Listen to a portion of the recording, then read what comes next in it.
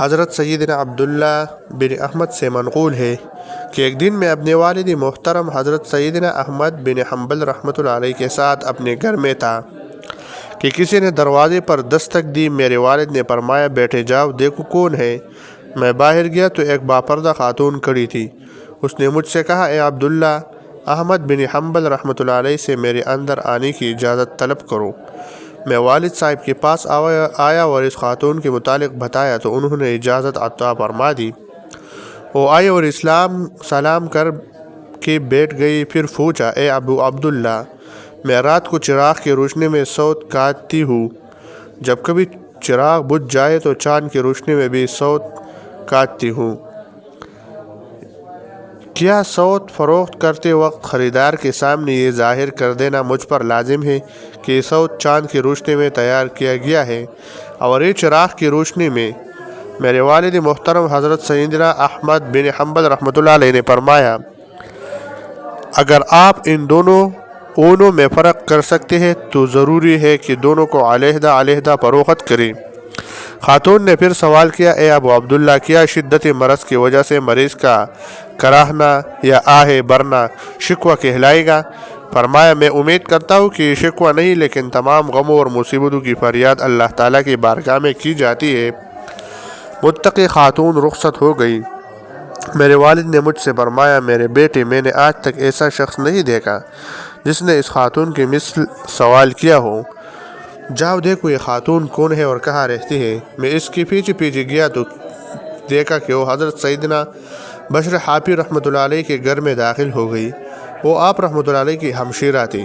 میں نے واپس آ کر والد صاحب کو بتا دیا تو انہوں نے فرمایا، بشر حافی رحمۃ اللہ علیہ کی ہمشیرہ کے علاوہ کوئی اور عورت اتنی متقی و پرہیزگار نہیں ہو سکتی۔ حضرت سیدنا عبداللہ بن احمد بن حنبل رحمۃ اللہ علیہ فرماتے ہیں، ہمیں نہیں معلوم کہ حضرت سیدنا بشر حافی رحمۃ اللہ علیہ کی 3 بہنوں زبدہ، مضغہ، مخا میں سے یہ کون سی تھی۔ زبدہ کو ام علی کہا جاتا تھا۔ مضغہ آپ رحمۃ اللہ علیہ سے عمر میں بڑی تھی اور آپ کی زندگی ہی میں اس کا انتقال ہو گیا تھا۔ اس کی وصال پر آپ بہت روئے اور بہت غمگین ہوئی۔ جب اتنی زیادہ رنج و ملال کا سبب دریافت کیا گیا تو فرمایا، میں نے بعض کتابوں میں پڑھا ہے کہ جب بندہ اپنے پروردگار کی عبادت میں سستی کرتا ہے تو اللہ تعالیٰ اس کی سب سے زیادہ محبوب شے سے محروم کر دیتا ہے۔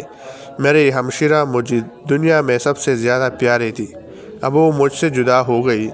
حضرت سیدنا ابو بکر احنف رحمۃ اللہ علیہ سے مروی ہے کہ میں نے عبداللہ بن احمد بن حنبل رحمۃ اللہ علیہ کو یہ فرماتے ہوئے سنا، ایک مرتبہ حضرت سیدنا بشر حافی رحمۃ اللہ علیہ کی ہمشیرہ حضرت سیدہ مخا رحمۃ اللہ علیہ میرے والد کے پاس آئی اور پوچھا، میرے پاس 2 دانق یعنی درہم کا چھٹا حصہ تھی، میں نے ان کا اون خرید کر کاتا اور نصف درہم کا بیچ دیا۔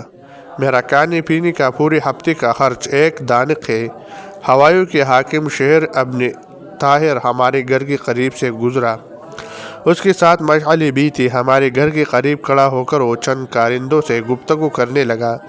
میں نے ان مشعلوں کی روشنی میں کچھ اون کاٹ لیا تھا۔ جب حاکم وہاں سے چلا گیا تو میرے دل میں یہ خیال آیا، حاکم شہر کی مشعلوں کی روشنی میں کاٹی ہوئی اون کا حساب دینا ہوگا۔ بس اس خیال کے آتے ہی میں پریشان ہو گئی۔ اب آپ کے پاس اپنا مسئلہ لے کر آئی ہوں، مجھے اس پریشانی سے نجات دلائی۔ اللہ تعالیٰ آپ کی پریشانی دور فرمائے۔ مجھے بتائیں کہ آپ میں اس اون کی قیمت کا کیا کروں؟ میرے والد محترم نے فرمایا، تم 2 دانق رکھ لو اور نفع چھوڑ دو، اللہ تعالیٰ اس نفع کے بدلے تمہیں اچھا بدلہ عطا فرمائے گا۔ یہ سن کر وہ چلی گئی۔ میں نے اپنے والد محترم سے کہا، حضور، اگر آپ اسے یہ کہہ دیتی کہ اس روشنی میں جتنا اون کا کاتا وہ علیحدہ کر لو، باقی اون تمہارے لیے جائز ہے، تو کیا حرج تھا؟ فرمایا، بیٹے، اس خاتون کا سوال اس تعویل کا احتمال نہیں رکھتا تھا۔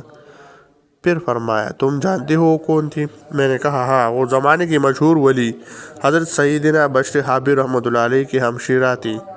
فرمایا، جب ہی تو وہ یہ مسئلہ پوچھنے آئی تھی، واقعی ایسے عظمت و شان والی عورت بشر حافی جیسی